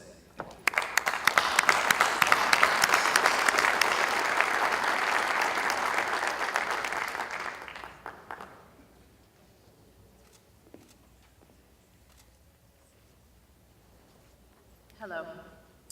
My name is Saman Mobasagi, and I am an American Muslim, and I come before you as a person of humanity today to express my deepest condolences to the family and victims, to the family and friends of the victims of the shooting that happened in Orlando this past week.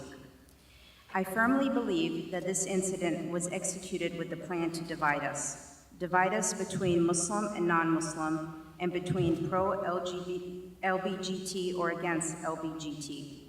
We hear the hate that spews from all spectrums, but we are here before you today as an American and as a Muslim and as a member of the community to let you all know that we stand by our community, and we stand by the LBGT community, and we stand by our Islamic faith, and we stand by our humanity, that the heinous actions of a crazy person will not divide us.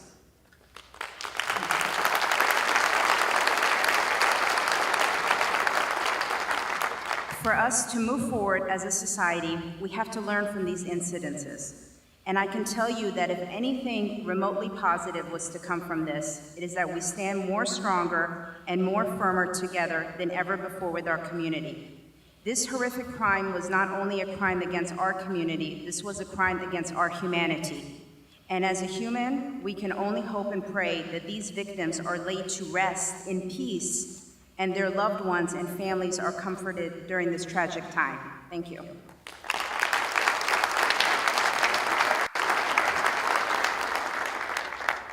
I would first like to offer my condolences for the victims, family members, and loved ones of the Orlando tragedy. But beyond condolences, I would like to issue a call to action. A call to a continued unified commitment to standing against intolerance, hate, and bigotry. I would like to ask that we stand together when our civil liberties or constitutional rights are being infringed upon. I would like our communities, the Muslim American, Arab, and South Asian communities, the LGBT community, and communities of all faiths to come together and continue to come together beyond this tragedy.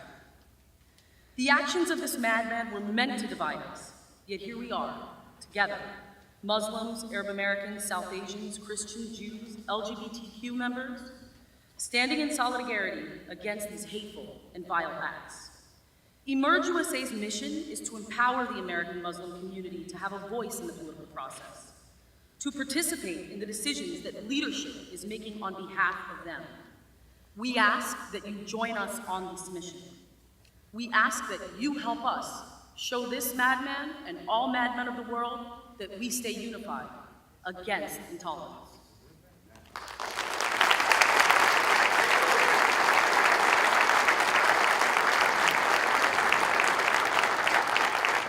Thank you so much for being part of this.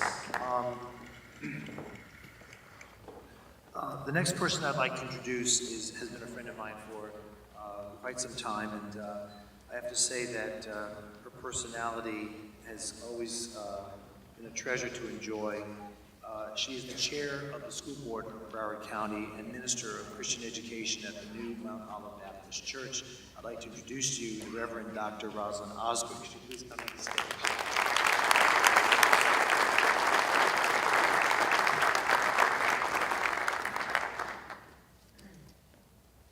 Thank you, Dean, and yes, I love you dearly.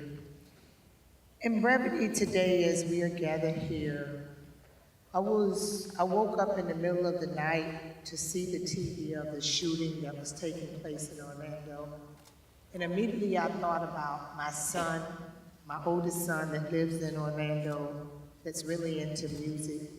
I began to text and I began to call, and the more that it became clear what was going on the TV, I came to the conclusion that he was probably safe. Eventually his girlfriend texted me back because he was asleep and said he was safe. Then I began to think about the young people who were possibly in that club because it was still playing out about 2:30 in the morning. The young people who were being targeted, I began to think about their parents. And then as the day played out, the picture became more clear to me. I thought about the quote that Dr. Martin Luther King says, "The ultimate measure of a man is not where he stands in the moment of comfort and convenience, but where he stands in the time of challenge and controversy." And as we find ourselves at this place in our nation today, it's a time of challenge and controversy. As the chair of the school board, we're 9 ladies and we're all mothers. As we stand today in this movement, supporting our loved ones, supporting our brothers and sisters of the LGBT community, we must understand that the way we navigate this situation, the behaviors that we portray, the words that we use that can sometimes be so weighted, it is truly what we model before our children. I thought about this young man that did this hideous act. I thought about oftentimes in schools, I see children playing and laughing. They're not concerned about ethnicity. They're not concerned about gender identity. They're not concerned about religious backgrounds. They're just laughing and loving and playing with each other. Thought about this young man, where did this hatred come from? What was said? What was done? Which one of us could he have possibly been watching as we model different behaviors before our children? Today, I'm challenged to be more careful about my word choice, to be more careful about my actions. We talk about love, but are we really living out and practicing what we're preaching? As a clergy person, sometimes we can be very confused about our doctrine and belief and the way that we actually live, the practicality of living from day to day. But I want to be clear as I stand today to challenge you, because we cannot have a myopic view of the future. We must see the world in the future and how it needs to be different, but we must see the role that we play in that and the fact that our behavior every day is what we model before our children. We want our children to be able to practice what we preach, and this love that we're talking about today, this capacity. I went to Jerusalem last year, and I saw them loving and living with their aggregated differences, where I saw Jews and Muslims and all differences there unified and living and making it work. We can do that if we choose to.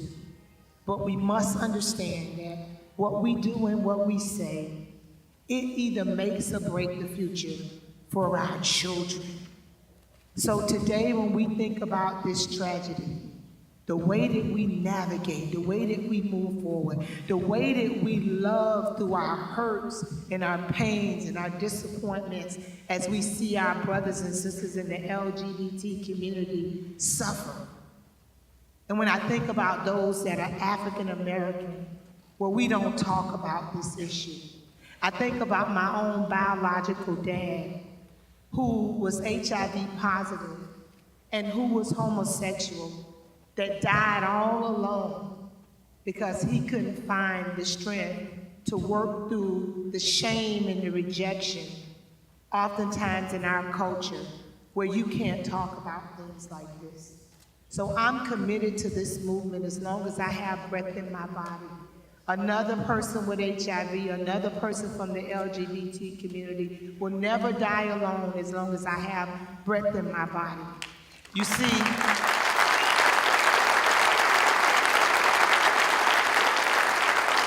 as I close, it's clear that together we make great things happen. When I think about the Holocaust and everything that I've read, there were a lot of non-Jews that supported the Jews through that time. When I think about slavery being African American, there were a lot of white people that stood up and said that this was not right.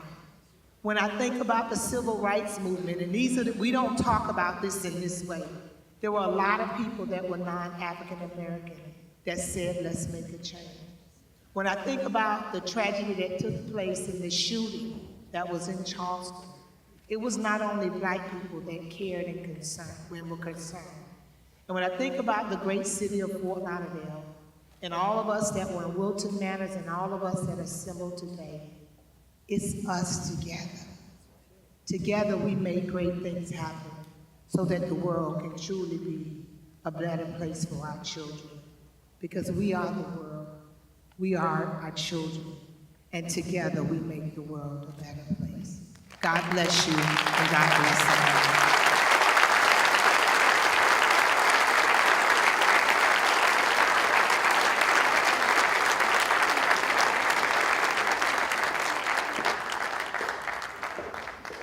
Thank you, Rosalind. Wow. Rosalind has always been a champion of the LGBT community, and we thank her. She's an angel amongst us, and very thankful for your being here today.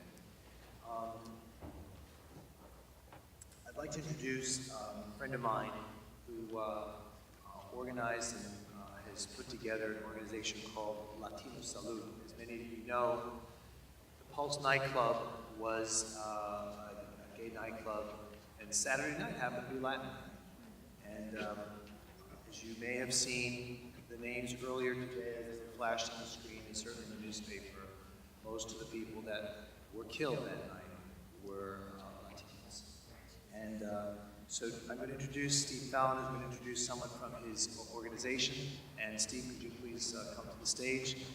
We have a few more minutes left, and I'd like you to help us understand what this tragedy has meant to the Latino community. Dr. Steve Fallon.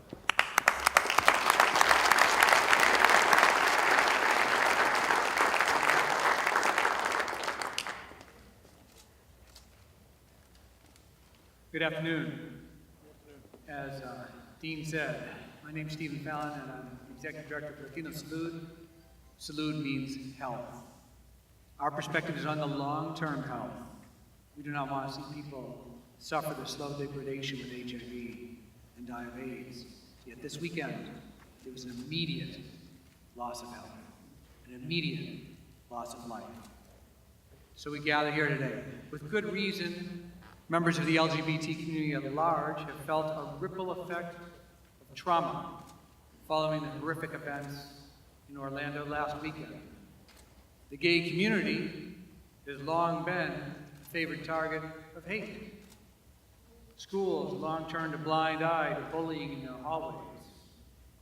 Some politicians stoked cultural wars with LGBT populations as the target so they could win elections. Some houses of worship drifted dangerously close to the sort of anti-gay zealotry that we now associate with radicals in failed countries in the Middle East. Until very recently, it's been very safe to pick on, berate, or even harm LGBT persons.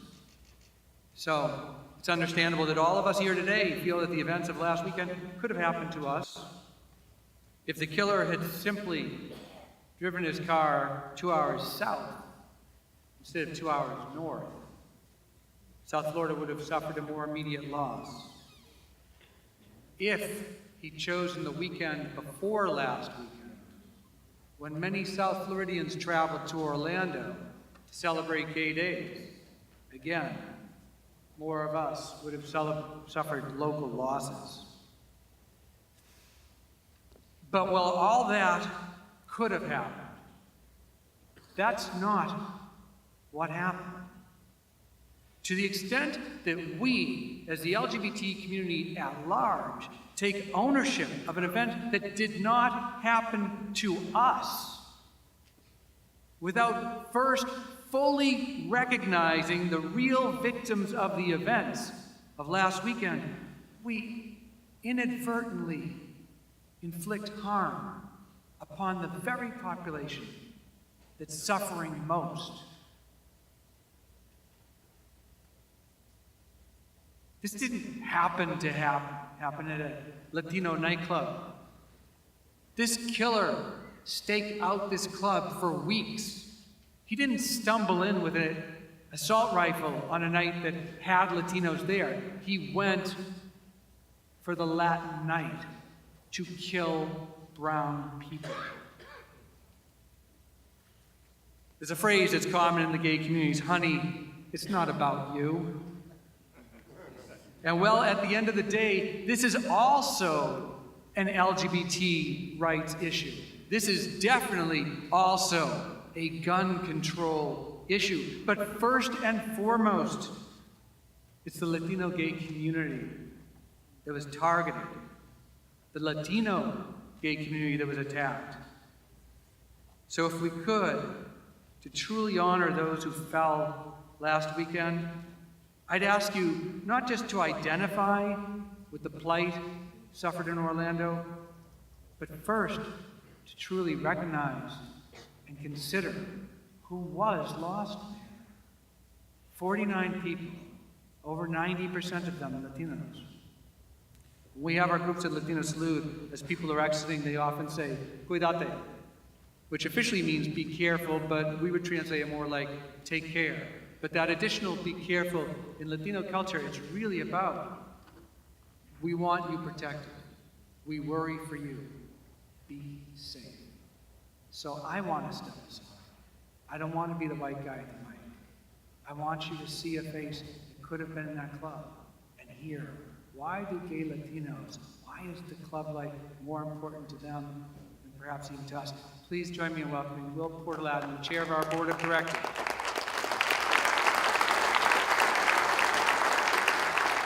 Thank you, Dr. Stephen Fallon, for allowing me the honor to speak on behalf of a community that I am so a part of every single day of my life. My name is Will Portaloudin. I am the chair of Latino Salud, and since we started, we've made amazing strides of just what it means to be Latino. Now, as an American citizen, as a Latino, as a Puerto Rican, as a gay man, the events that just recently happened speaks volumes for me, but also for people and the members of my community. We use words like corazón, alma, because odio does not exist in our vocabulary. Odio doesn't belong con el corazón, which is the heart. Odio doesn't belong in nuestro alma, which is our soul.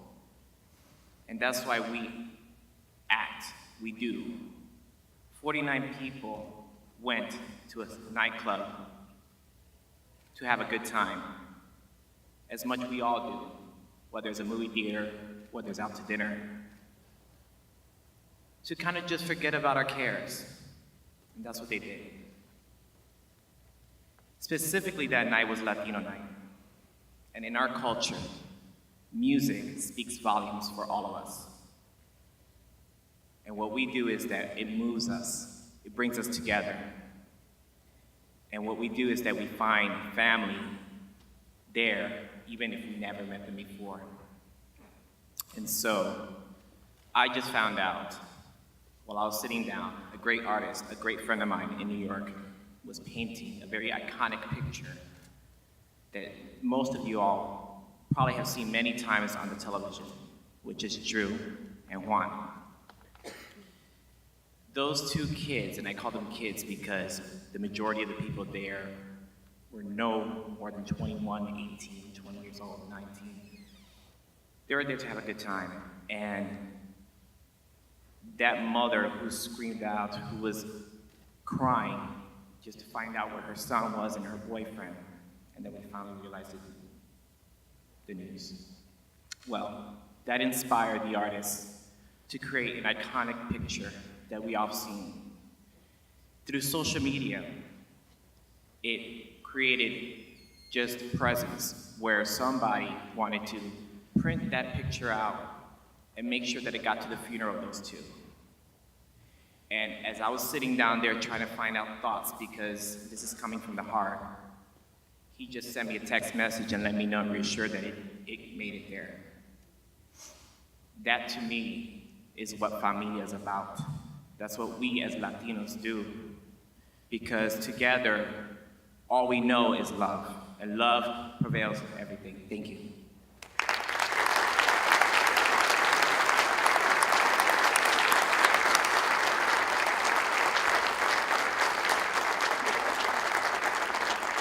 Thank you, gentlemen. A few years ago, I had a short-lived radio program. I was, but nonetheless, I was blessed with the presence of very important people who agreed to come on and speak about issues concerning the LGBT community. One of the people that came to the show and spoke beautifully, as always, was an individual who many of us know in many different ways. And this gentleman, who's our county public defender, Howard Finkelstein, came and spoke, and he shocked me about something. He didn't talk about himself. He talked about his daughter. He talked about his daughter, and their life together, and her growing up, and how important that he became. It was important to me to hear how he became so that much more sensitive to the LGBT community through his daughter. I've known Howard for almost 30 years. I was thinking about it as we were listening to the speakers. And so We had asked that Howard come today to speak, but also to ask that his daughter come. And so I'm honored and humbled that both Howard Finkelstein and his daughter, Soraya Finkelstein, have come to speak. Please come to the stage.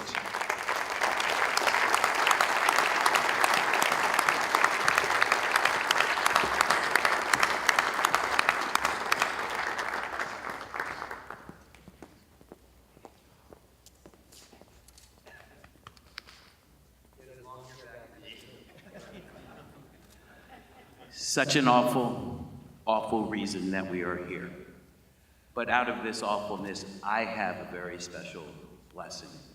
It is so rare that you get to introduce someone, well, that there's nobody else in the world that you love more than. Somebody, well, there's nobody in the world that you respect more. She is one of the pillars of my life. She is my focus, my obsession, my beating heart. She is my love. She is my daughter, Soraya Finkelstein.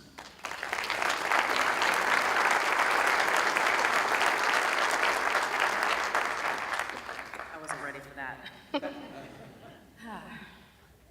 So now, all of you know, I am a gay woman. Let me correct that. I'm a proud gay woman.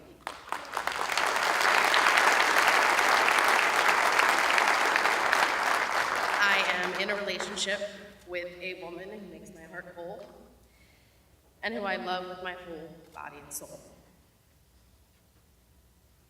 I am one of the lucky ones who I have a family who has always been there for me, no matter who it was I loved. When I first came out to my grandparents 8 years ago on Passover, they turned to me and said, "Mazel tov." Not everyone is that lucky. I have numerous gay friends that their families have completely abandoned them. That is something that I have never and will never understand. But even knowing that there was still intolerance like that in the world, the Orlando shootings left me in complete disbelief. For most people in my generation in the LGBT community, this was one of the first times we truly experienced anything like this. There were, of course, things we read about, documentaries we watched, but that was then. That was back in the day. This made it become very much now. What happened in Orlando truly rocked my world. When I first heard what happened, I sat on the floor for hours and I couldn't move. I couldn't stop watching the news. I couldn't stop crying. That could have been me. That could have been my fault. The worst part of the whole thing was that they hit us at home. They hit us where we went to feel safe, feel loved. They hit us in one of the only places we didn't have to look over our shoulder before we held hands or before we kissed. These were kids, and all they wanted to do was dance and have a good time. And just when it started to seem like things were changing, people were changing, and we were being given equal human rights, something like this happens. One of my friends said it best, and a lot of you probably know this, but in the LGBT community, we refer to one another as family. Even if the other person is a total stranger, even if we don't like them. If they are part of the community, that's our secret code for one another. Oh, they're family. Today, we are mourning our family. To everyone who has lost friends or family in this horrific nightmare, my heart is truly with you, and I'm so incredibly sorry for your loss. I am not just a gay woman. I am a human being, and I have every right to love who I want to love. And if you have a problem with this, may peace be with you. you took the easy way out. Hate. Now is a time for everyone to come together, for the LGBT community and our allies to scream from the rooftops and let everyone know that we will not be scared away. We will not be scared back into the closet. This will bring us even closer together as a community, and we will cover this world in rainbows. Just you wait. Before I leave, I did leave flyers in the front. I run a young professional organization for realtors in Fort Lauderdale, and we are hosting a blood drive next week on Tuesday. And I would love your support or to help us get the word out. It's going to be in Plantation in Jacaranda Square on Tuesday the 21st from 12 to 6. And I would love for all of your support. Thank you so much for listening to me.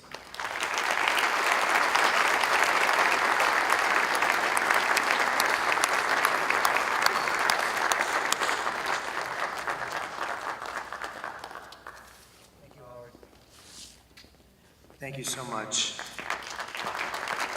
Before we conclude the program, and I appreciate all of you for staying, we have been flattered by the suggestion, the offer of the cast of Slow Burn Theater's company production of Heathers the Musical, which is now being performed at the Garden Center. And they will be performing the number Imagine, John Lennon's song. And I would ask them to please step forward. And where are we? We're right here. Okay, very good. Here, the Slow Burn Theater's production of Heathers the Musical, performing Imagine by John Lennon. Thank you so much.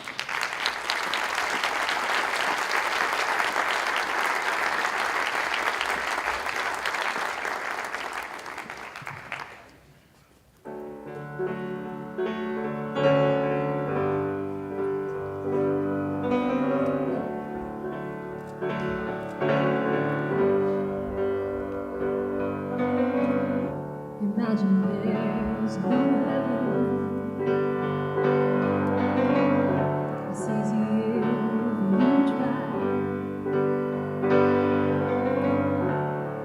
No hell below us,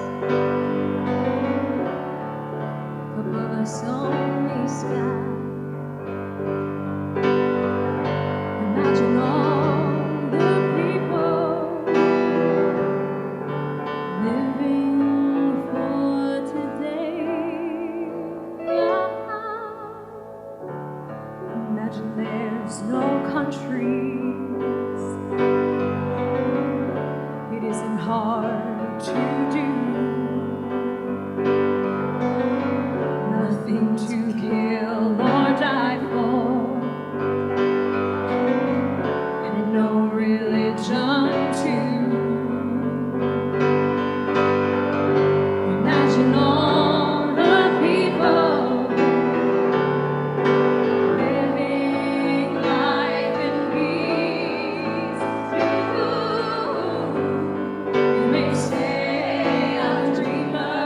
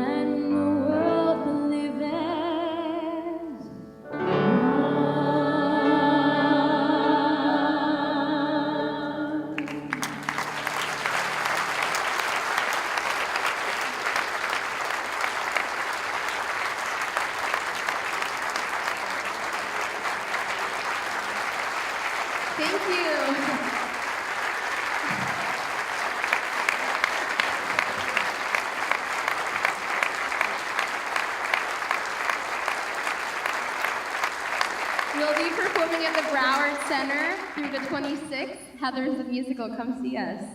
God bless.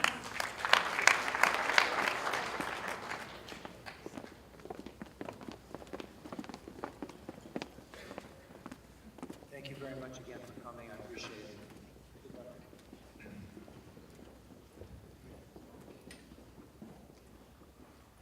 So here we are at the close. Before we ask Father Grady to come and provide us with a benediction, I just want to thank everybody once again. I want to thank our city staff. Chaz, thank you so much. I'm not sure which wing of the stage you're in, but if it wasn't for you, this would not have happened. My assistant, Scott Wyman, and everybody else in the city, and here at the Parker Playhouse, all the volunteers who participated, who agreed to come today for this special event. It would not have happened without all of you. Thank you, all members of the Congress, Judiciary, the county and city commissions. Thank you for coming. This is a special moment, not just for the LGBT community, but for the entire community here in Fort Lauderdale and in Broward County, who've shown their spirit and their togetherness, knowing that we stand together, as many of you heard tonight on stage, how important it is for us to close ranks, to realize that in order for us to effect change, we not only have to feel love, we have to work for it. And it's not going to happen unless we strive to make change in our world, at the federal level as well as the local level. As your vice mayor, I know what work is ahead of me, and I will be there for you to make sure that change happens and we live in a better world. So Father Grady, could you please stand to come up?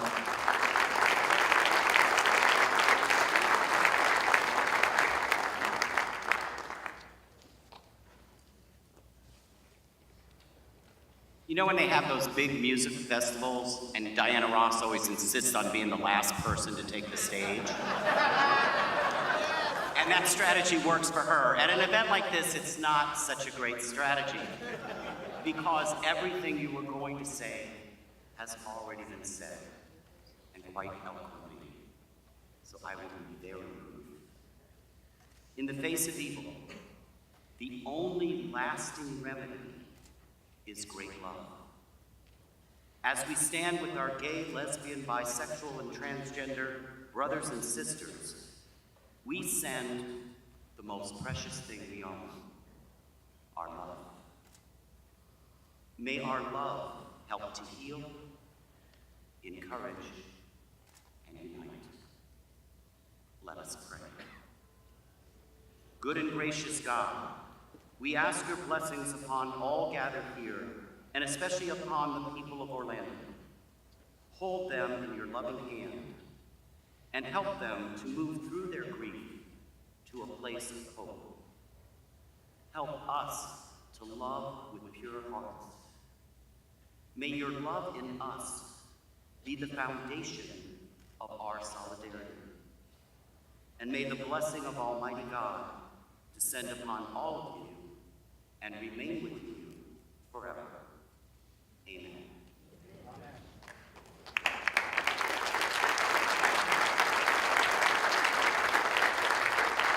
Thank you, everybody. Enjoy the rest of the weekend.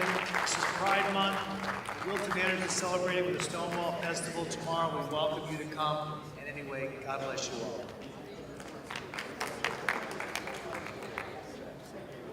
Tracy. Tracy.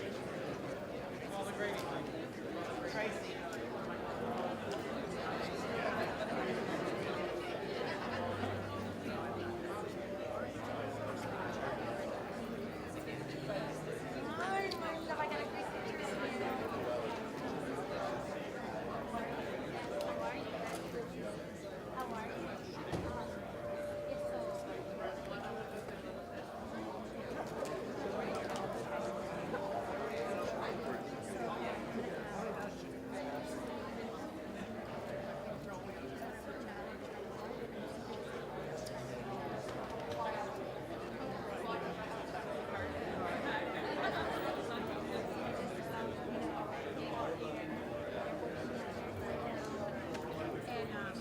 We want to do almost like a Jerry Lewis.